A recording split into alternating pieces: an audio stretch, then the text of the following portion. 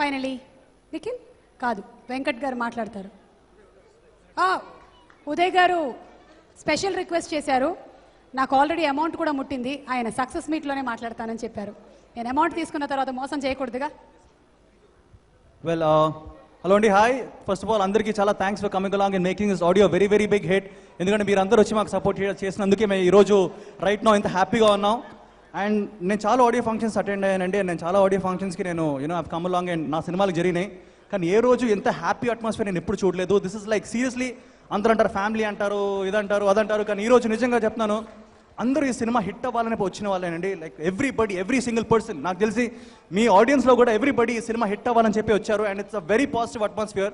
First the legend K Viswanath గారు వచ్చి మా సినిమాని బ్లెస్ చేసినప్పుడే నేను ఆ రోజు ఆ మినిట్ అనుకున్నాను that this film is got something positive అని. ఎందుకంటే శంకరాభరణం ఇస్ అ క్లాసిక్. ఆ క్లాసిక్ని రీమేక్ చేస్తున్నప్పుడు నేను కోనా గారిని ఎన్నోసార్లు అడిగాను, సార్ ఏంటి సార్. బట్ కోనా గారి గురించి ఒకటే చెప్పాలండి, he's a man who says a word and ఆ వర్డ్ కైనా స్టిక్ అవుతారు అండ్ ఆ వర్డ్ని ప్రూవ్ చేస్తారు యాక్షన్స్లో. So he's the man. Kona గారికి బిగ్ రౌండ్ ఆఫ్ అప్లాజ్.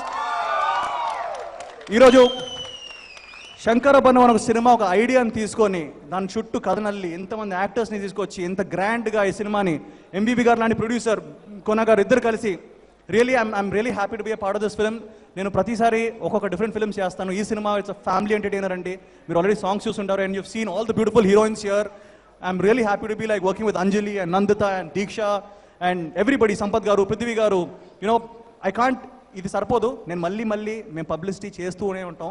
మా సినిమా ఈ నవంబర్లో రిలీజ్ అవబోతుంది. సో మీ ముందుకు మేము రాబోతున్నాం సినిమాతోటి.